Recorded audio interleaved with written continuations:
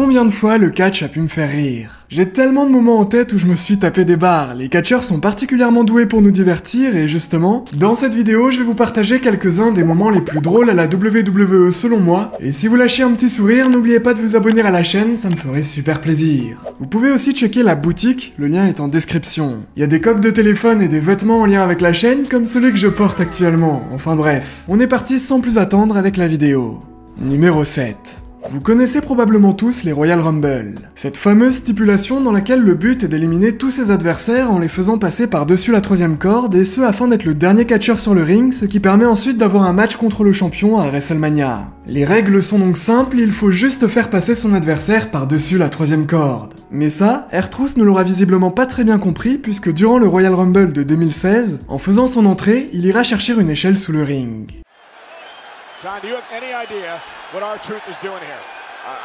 Personne ne comprenait ce qu'il était en train de faire. Il montera ensuite sur l'échelle et lèvera les bras en l'air. En fait, il l'avait confondu avec un match Money in the Bank dans lequel il faut récupérer la mallette au-dessus du ring. R-Truth se retrouvera ainsi sur son échelle au milieu du ring et rapidement il se fera éliminer par Kane. On pourrait aussi parler d'autres moments drôles avec R-Truth, comme par exemple lorsqu'il était champion 24/7 et que donc n'importe qui pouvait lui voler sa ceinture n'importe quand.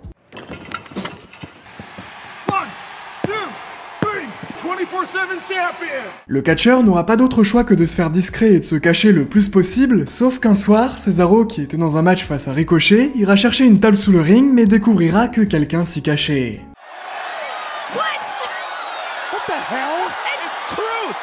Ce petit moment m'a bien fait marrer. Numéro 6.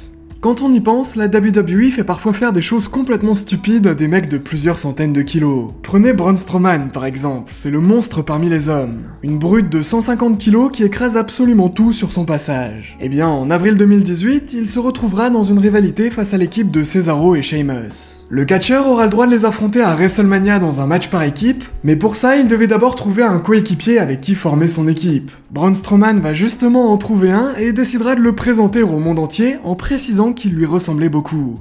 He's a lot like me. C'est alors que Braun Strowman, son frère jumeau secret, va débarquer dans l'arène pour attaquer Cesaro et Sheamus. Vous l'aurez évidemment compris, c'était Braun Strowman déguisé. La réaction des commentateurs américains m'a beaucoup fait rire.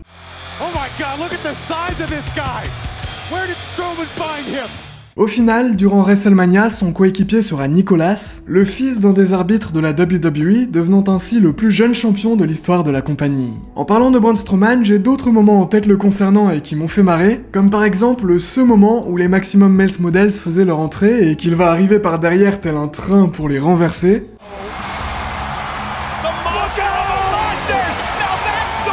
Ou encore ce moment durant un épisode de Raw le soir de Noël en 2018. Paul Heyman, l'avocat de Brock Lesnar, était sur le ring pour parler justement de la rivalité entre son client et Braun Strowman, sauf que ce dernier va débarquer sur le ring, et plutôt que d'attaquer Paul Heyman, il lui enfilera un nez rouge et des cornes histoire de le transformer en véritable reine du Père Noël et ainsi de le ridiculiser. Numéro 5.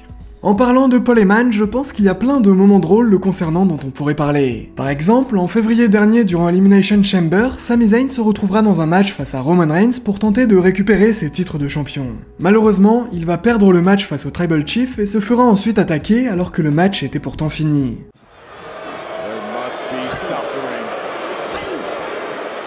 Son ami Kevin Owens lui viendra en aide et réussira à mettre tout le monde KO. C'est alors que Paul Heyman essaiera de défendre Roman Reigns, mais ça ne va pas très bien marcher.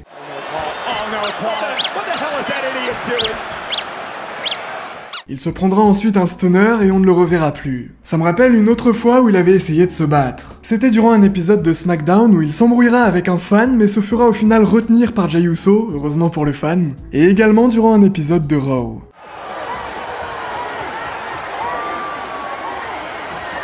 La seule chose pouvant le calmer étant un câlin avec le Tribal Chief Roman Reigns. Numéro 4. Si vous allez voir un show de catch, vous n'êtes jamais en sécurité. Du moins, c'est ce qu'on pourra voir durant un épisode de Raw en 2005. Ce soir-là, Triple H en équipe avec Ric Flair affrontait Shawn Michaels en équipe avec Randy Orton.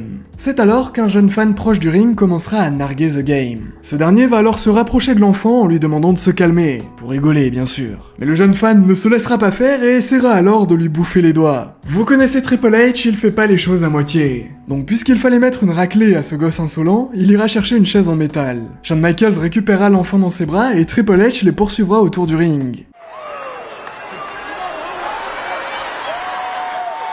Bon, après tout ça, le match pourra enfin commencer. D'ailleurs, ce match n'avait absolument aucun sens. Ric Flair aura les fesses à l'air durant un bon moment, et Triple H, après s'être pris un coup de pied, restera plus d'1 minute debout avant de finir par chuter sur le ring.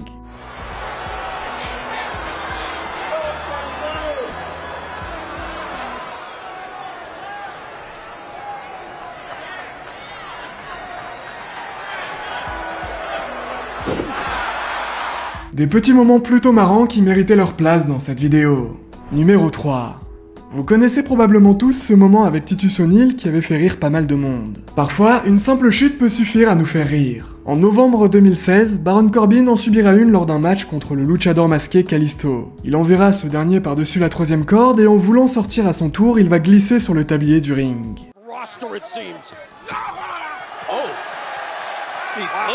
On pourrait également parler de la chute de ce caméraman durant l'entrée de Melina, bien ridicule, mais aussi de Goldberg qui glisse durant son entrée, ou encore Lilian Garcia qui va tomber à cause de ses talons. Numéro 2.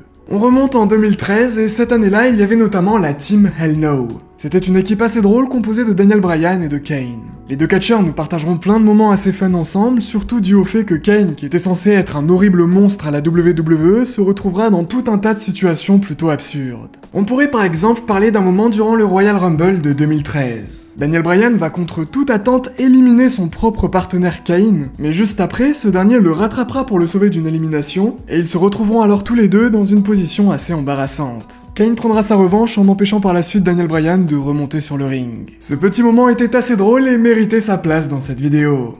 Numéro 1.